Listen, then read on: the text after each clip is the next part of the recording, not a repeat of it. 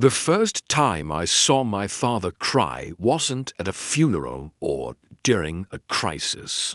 It was on a video call, his face pixelated and grainy on my phone screen as he sat in the back seat of an unmarked police car. He looked older than I had ever seen him, his usually immaculate shirt wrinkled, his eyes red-rimmed and exhausted. He wasn't crying because he was sad. He was crying because he was relieved. "You're safe," he choked out, his voice cracking. "Thank God you listened." Behind him, I could see the flashing lights of emergency vehicles surrounding a building I didn't recognize. He held up his hand, showing me that his wedding ring was gone. "I'm coming to get you," he promised. "Just stay where you are." I hung up the phone and looked at my little sister, Becca, who was asleep on a motel bed next to me,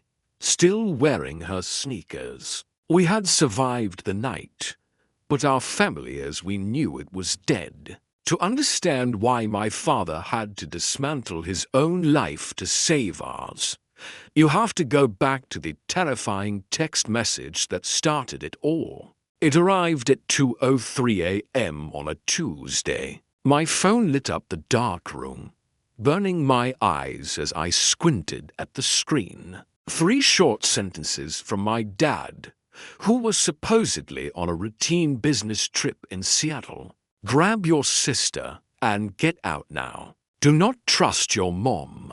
Go to the safe spot." My heart slammed against my ribs. My dad was a man of precision. He didn't use exclamation points. He didn't panic. He was a corporate consultant who specialized in risk management. If he was telling me to run in the middle of the night, it wasn't a suggestion. It was an order. I threw off my covers and grabbed the backpack I used for school, dumping my textbooks onto the floor. I shoved in my laptop, a charger, and the emergency cash I'd been saving from babysitting jobs.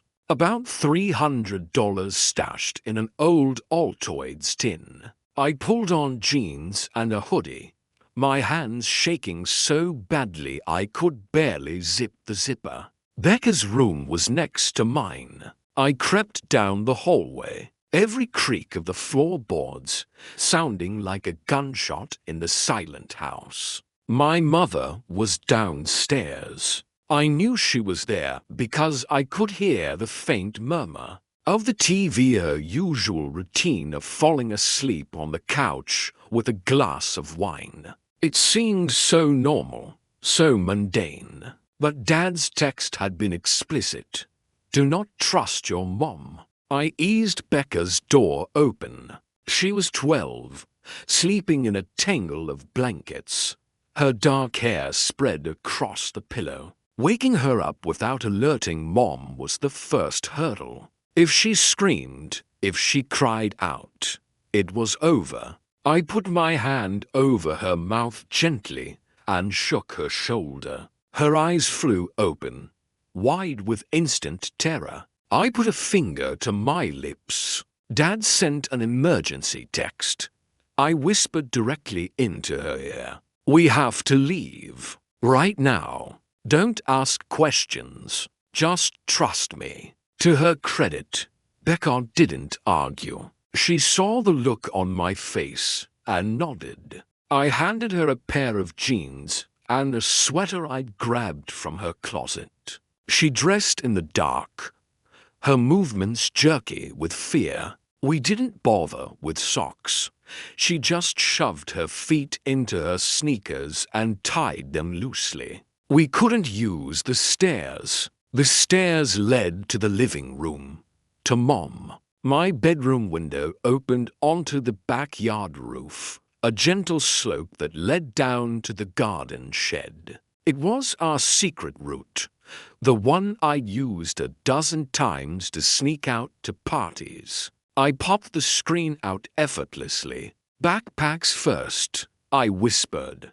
I dropped them into the bushes below. They landed with a soft thud. "Follow me. Stay low." We climbed out onto the shingles. The night air was cold, biting through my thin hoodie. I guided Becca down the slope, helping her drop the last few feet onto the shed roof and then to the grass. We were out, but we weren't safe yet. My phone buzzed again. Another text from Dad. "Turn off location services. Take the batteries out if you can. She's tracking you." I froze. Mom tracked us on Life 360, like every other parent in our suburb. But the way Dad phrased it, "she's tracking you," made it sound predatory. I immediately switched both our phones to airplane mode, then powered them down completely. In 2024, you can't take the batteries out of iPhones, so the best I could do was silence them and pray. We ran. We cut through the neighbor's yard, climbed the back fence, and sprinted to blocks until my lungs burned. We ended up at the 24-hour gas station on the corner of Main and Elm. It was the only place with lights on. "Where are we going?"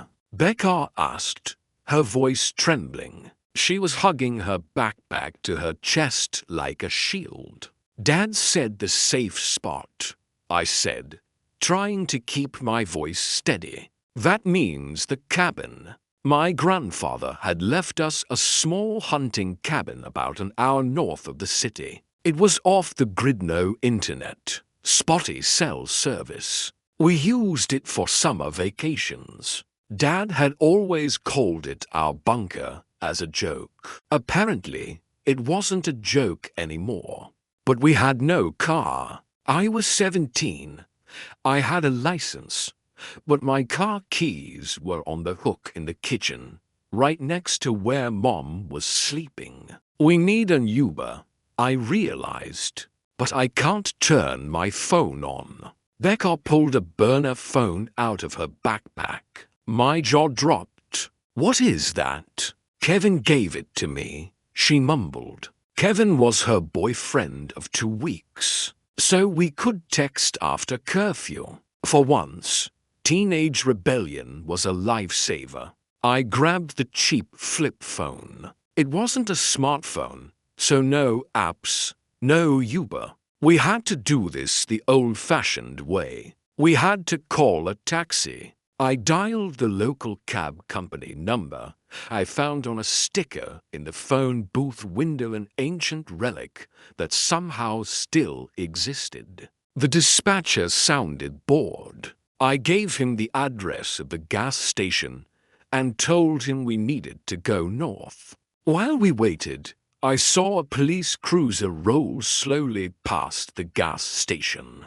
My instinct was to wave them down, to ask for help. But Dad's text stopped me. If Mom was the threat, and Mom was at home, what if she had already called them? What if she had reported us as runaways? If the police took us back to the house, we'd be walking right back into the danger Dad warned us about. I pulled Becca into the shadows behind the ice machine. The cruiser moved on. The taxi arrived 10 minutes later.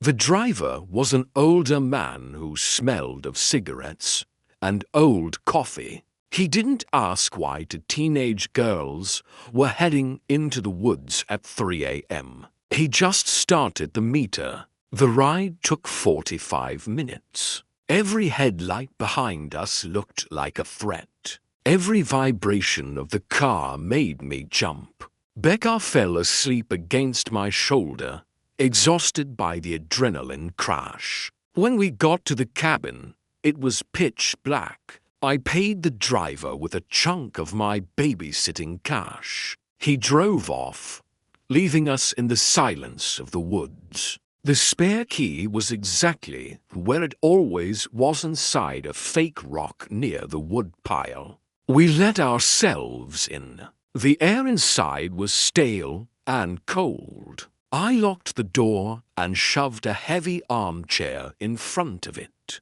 I turned the burner phone on just long enough to send one text to Dad's number at the cabin safe. Then I turned it off again. We sat in the dark for hours. I didn't dare turn on the lights. I watched the sunrise through the cracks in the blinds, clutching a heavy iron poker from the fireplace. At 8 a.m., a car crunched up the gravel driveway. I tensed, gripping the poker. I peered through the blinds. It wasn't Dad's car. It was a black SUV. My heart stopped. Had Mom found us? Had she tracked the burner phone? But then the driver got out. It was a man I recognized, Detective Miller, my dad's old college roommate. He was in uniform. He walked up to the porch with his hands visible, palms open. "Sarah?" he called out.